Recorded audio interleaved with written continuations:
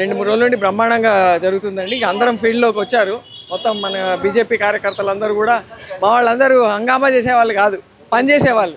కాబట్టి 100% door to door తిరిగి ప్రతి డివిజన్లో, ప్రతి బూత్లో, ప్రతి కార్యకర్త అందరూ కూడా ఇంటింటికి వెళ్ళి ప్రచారం చేస్తున్నారు. చాలా బ్రహ్మాండంగా నడుస్తుంది. మహిళల నుంచి రెస్పాన్స్ ఏ విధంగా అంటే ఇప్పుడు మహిళల పైన ఇప్పుడు కాంగ్రెస్ గవర్నమెంట్ కూడా అధికారంలోకి వచ్చి మహిళలకు అన్యాయం జరుగుతుంది కదా, వాళ్ళు ఏమంటున్నారు మహిళలు మీరు ప్రచారంకి వెళ్ళినప్పుడు? మహిళలు కూడా చాలా డిసప్పాయింటెడ్ ఉన్నారు. వాళ్ళు ఫ్రీ బస్సు అని అన్నది ఒకటి వదిలిపెడితే ఫ్రీ బస్సుకు కూడా ఇప్పుడు వెక్స్ అయిపోయినారు. అమ్మ ఎందుకు ఇచ్చిండ్రా ఈ బస్సు, మాకు ఫ్రీ బస్సు ఇచ్చారు, అందులో పోయి జుట్లు పీక్కొని కొట్టుకున్నాడు తప్పితే అక్కడ జరిగేది ఏం లేదు.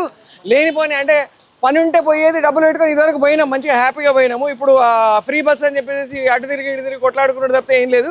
మిగతాదైతే అసలు వాళ్ళకి కావాల్సింది సెల్ఫ్ హెల్ప్ గ్రూపులలో 10 లక్షలు డబ్బులు ఇవ్వాల్సింది మోదీ గారు ఇస్తున్నారు, అది తీసుకొచ్చి ఇస్తలేరు. ఫస్ట్ అది ఏదైతే ఆర్థికంగా బలపడాలో అది చేస్తలేరు మహిళలకు. ఎక్కడైతే వాళ్ళకు డబ్బులు ముద్రా లోన్స్ ఇప్పిస్తానన్నాడు అవి చేస్తలేరు. అంటే సెంట్రల్ గవర్నమెంట్ ఇచ్చిన స్కీమ్లను కూడా మహిళల దాకా పోయే రకంగా చేస్తలేరు. వాళ్ళు ఇచ్చింది 4,000 ఇస్తా అని చెప్పేసి ఇవన్నీ కూడా చెప్పి 6 రకాల గ్యారెంటీలు ఇచ్చి అవేవి చేయకుండా పెళ్ళి అయితే ₹1,00,000 ఇస్తామని అన్నారు. అన్ని రకాలుగా ప్రామిస్ చేసినది ఏది చేస్తలేరు. మాకు కూడా నచ్చట్లేదు. మేము బీజేపీకి ఓటేస్తామని మహిళలు 100% చెప్తున్నారు. బీఆర్ఎస్ నుంచి కూడా ఒక మహిళా క్యాండిడేట్ ఉంది, ఆమె పైన కూడా ఆరోపణలు ఉన్నాయి. ఇక బీఆర్ఎస్ గురించి మనం మాట్లాడుకోకపోతేనే బెటర్. ఎందుకంటే 10 ఏళ్ళు బీఆర్ఎస్ నుండి నిలబడ్డ క్యాండిడేటు ప్రభుత్వం ఉన్నప్పుడు ఏమీ చేయలేదు, ఇక్కడ ఏం జరగలేదు డెవలప్మెంట్ అన్నది క్లియర్. దాని తర్వాత ఇప్పుడు వారి పేరు మీద చనిపోయిన ఒక సెంటిమెంట్ అన్నది ఓకే, ఆ సెంటిమెంట్ని మనం గౌరవిద్దాం, దానికి ఏమీ ఇది లేదు. కానీ ఆ సెంటిమెంట్ని పెట్టుకొని మేము ఏం పని చేయకుండా కూడా వచ్చి ఇంటింటికి తిరుగుతానంటే వాళ్ళు ఎవరు అసలు పిలిచేటట్టు లేరు, లోపలికి ఆహ్వానించేటట్టు లేరు.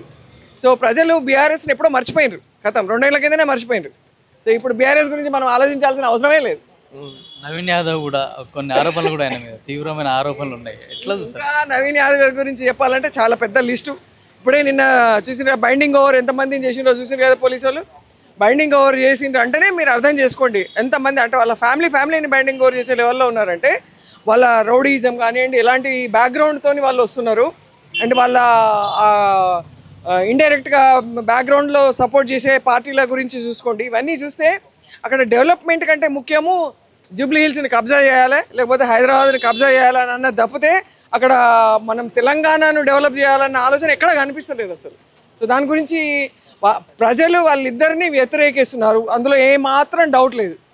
సో నెక్స్ట్ మేము 100% దీపక్ రెడ్డి గారు ఒక క్యాండిడేట్గా, ఒక వ్యక్తిగతంగా ఆయనను చూసుకున్నా, పార్టీ పరంగా చూసుకున్నా, మా ఎంపీ కిషన్ రెడ్డి గారిని తీసుకున్నా, ఎవరిని తీసుకున్నా అక్కడ మేము గెలిచే అవకాశాలు ఒక మెరిట్ ప్రకారం మేము గెలిచేది ఉంది.